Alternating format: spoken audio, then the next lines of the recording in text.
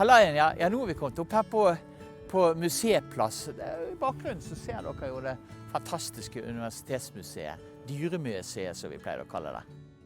Ja, nå er vi kommet ned, det blåser noe godt her da. Nå er vi kommet ned til lille Lungegårdsvann. Og her ble den første fontenen satt opp i midten av 1960-tallet. Nå er vi jo kommet her på Ole Bulls plass. Og her også ligger det jo en kjent skikkelse. Den liggende poeten til Meyer som har stått her siden 1958. Og nå er vi kommet opp her på klosteret. Og her, hvem er det som står for her? Jo, her står jo selveste Amalie Skram. Og her har hun stått siden 1949. Ja, og her nede på Vågsallmenningen har jo fader Holberg stått og sett utover Vågen siden 1884. Ja, her står vi med et annet kjent og kjært, hva skal vi kalle, monument over gamle dager. Nemlig Skjøttstuene, som har vi lagt her siden slutten av 1930-tallet. Ja, og nå har vi kommet utenfor Håkonshallen.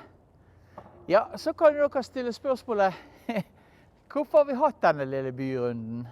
Nei, det har seg sånn at alle de stedene vi nå har vært innom og sett, om det er statuer eller det er plasser, det er ting som faktisk har vært finansiert av Det Nyttige Selskap. Og i år så er Det Nyttige Selskap 250 år. Og derfor synes jeg vi må vise litt av det de har bidratt til i bybildet. Det Nyttige Selskap har faktisk siden 1774 arbeidet med og finansiert mange prosjekter som har vært viktige for Bergen. Bakgrunnen for opprettelsen av selskapet, det var den økonomiske politikken, merkantilismen, som preget dansk-norsk økonomi gjennom det meste av 1700-tallet. De økonomiske forholdene i Bergen på denne tiden var jo aldeles forferdelige. I begynnelsen av 70-årene var for eksempel handel sviktende og arbeidsledigheten skyhøy. Og bysamfunnet var rett og slett på randen av økonomisk sammenbrudd. Det var rektor Jens Boalt ved Bergen katedralskole som da tok initiativ for å få opprettet et patriotisk selskap i Bergen, så da skulle jobbe med økonomien. Litt om Boalt. Jens ble rektor ved Bergen katedralskole i 1757. Han var en kunnskapsrik skolemann da, som snakket både en hel haug med språk, latin, gresk, tysk, fransk, engelsk og italiensk. Boalt ble da drivkraften bak Det Nyttige Selskap, og også bak Harmonistenes Akademi, altså det senere musikkselskapet Harmonien. Vel, uansett, Boalt presenterte ideen om et patriotisk nyttig selskap i Det Harmoniske Selskap, av mye selskaper dette her, under feiringen av Kristian 7.s fødselsdag den 29. januar 1773. Og 28 bergenske embets- og kjøpmenn støttet opp under planene. Selskapets mål skulle primært være at opphjelpe industri, almueopplysning, agerdyrkning og fiskeri. Ja, som inspirasjon da, for de som ville jobbe med å bedre økonomien og komme med gode innspill, så skulle det lages pengepremier, eller man kunne vinne minnetegn, eller bare offentlig berømmelse. Dere ser jeg sitter omringet av en hel haug med gamle bøker her.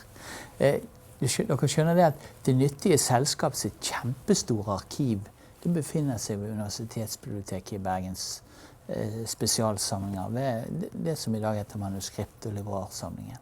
Det er et utrolig spennende materiale, og kjempestort materiale som går egentlig fra 1774 og fremover i tid.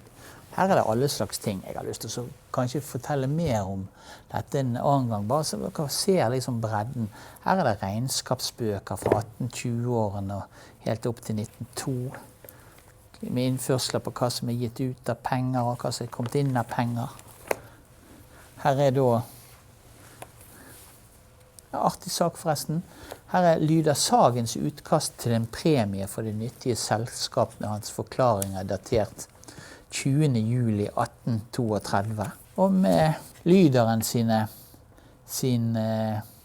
små tegninger inni. det var mye rart det var premie for da. Premiekonkurransene ble ganske mange. Allerede i februar 1773, før selskapet egentlig var formelt stiftet, så mottok Fredrik Fosswinkel, eieren av Nygård, et diplom for opparbeidelsen av Nygårdsområdet. Selskapets stiftelsesdag regnes likevel som 18. oktober 1774. Og det var fordi at det var denne dagen selskapet da fikk lovene på plass. Også da de begynte å ta i bruk navnet Det nyttige selskap. I 1774 utlovet selskapet dessuten en belønning på 20 riksdaler, eller en sølvmedalje med samme verdi for den som forbedret arbeidsoppgavene med manufakturhuset. Blant andre konkurranser fant det også en om hvordan man best kunne rive et brennende hus. Og det ble også utlovet belønning til den bonden som dyrket opp det største stykket med jord. Så premiene var mange og forskjellige. Ja, selskapet mente også at en stor folkemengde var landets største aktiv, altså det viktigste i landet. Og dette var bakgrunnen for at selskapet i 1778 utga et hefte av statsfysiker Büchner om fordelene ved inokulasjon, som var en tidlig vaksinasjonsmetode. Ja, dette skriftet ble da gratis utdelt til interesserte. Ja, jo færre som døde av sykdom, jo flere vokste opp, og jo flere folk fikk vi. Så selskapet vokste raskt, og i 1779 hadde det 154 medlemmer. Selv om de fleste var menn, fikk også enkelte kvinner plass. I november 1774 så ble for eksempel enken Dorothea Falk godtatt som medlem, etter at hun hadde sendt inn et skriv om potetens nytte. Ganske spennende, synes nå jeg da. Ja, like etter oppstarten holdt Det nyttige selskap møtene sine hos Madame Wahl i Smørskåen. Her ser dere Smørskåen til høyre i bildet. Her holdt også Det harmoniske selskap på byens tegneskole til.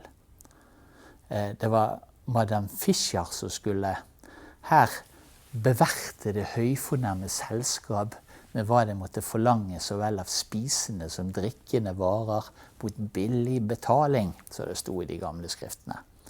Ja, senere så flyttet møtene til Altonagården. Ja, Det nyttige selskap har siden 1770-årene hatt til dels stor innflytelse i Bergen. Dette har utvilsomt en sammenheng med at flere av byens, hva skal vi kalle de, beste menn har vært medlemmer her.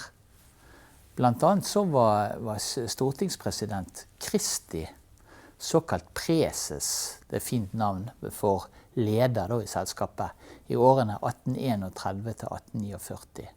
Statsminister Christian Michelsen var leder fra 1917 til 1925, og statsminister Mowinckel fra 1925 til 1942. Så det var mye fint folk som ledet dette selskapet. Det nyttige selskapet hadde også fått til mye nyttig for Bergen. Selskapet stod blant annet bak grunnleggelsen av Bergens Sparebank i 1823, og opprettelsen av det første dampskipsselskapet i Norge i slutten av 1820-årene.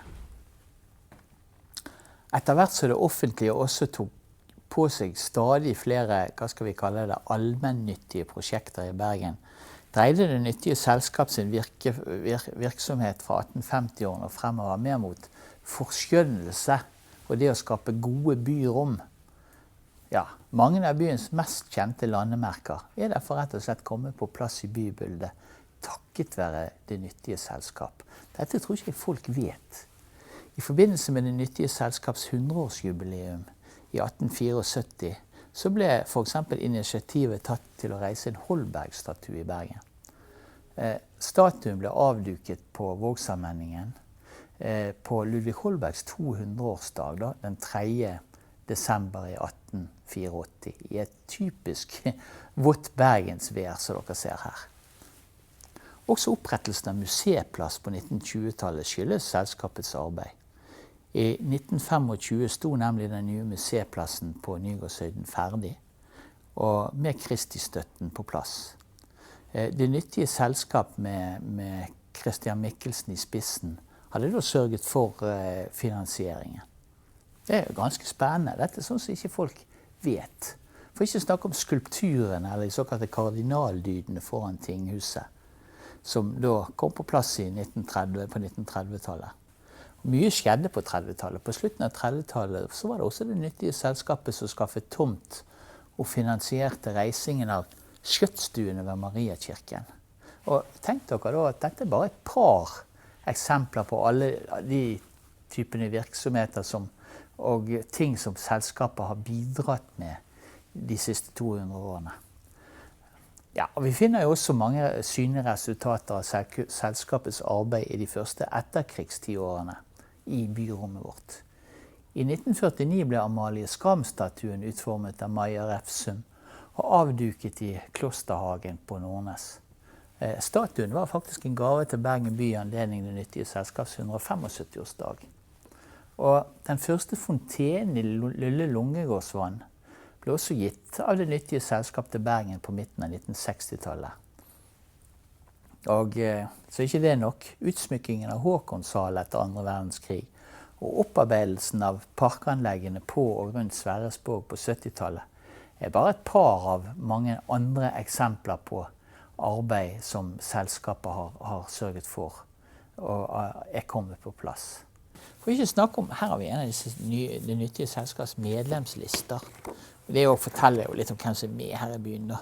Det er medlemslistene fra 1822 til 1875. Vi blar her da, så skal vi se om vi finner noen fine navn. Robert Døschen ser vi her. Tønnes Rolfsen, Dankert Kron. Det er jo masse folk her som faktisk har fått gater oppkalt etter seg i Bergen i. Tollkasserer Kristi, det er broren til... Ja, forresten, Tollkasserer Kristi, han står jo og kikker meg over skulderen her når vi sitter her i dag da. Borte i hjørnet der. Så snakk om å møte historien ansikt til ansikt. Ja, og så selvfølgelig helt opp til våre dager så har selskapet arbeidet for å gjøre Bergen til et bedre og vakrere sted og for å få på plass fine byrom. Det kan jo være nok å nevne at selskapet finansierte Knut Stens monument over byens grunnlegger, kong Olav Kyrre på plenen foran Bergen offentlige bibliotek i 1998. Ja, for ikke snakke om opparbeidelsen av menneskerettighetenes plass på Møhlenpris året etter. Det nyttige selskap har også vært sentralt i skapelsen av det moderne byrommet i Bergen. Og jeg må jo si det sånn at jeg synes at 250 år i byens tjeneste fortjener en stor takk både fra offentlige myndigheter og fra bergenserne.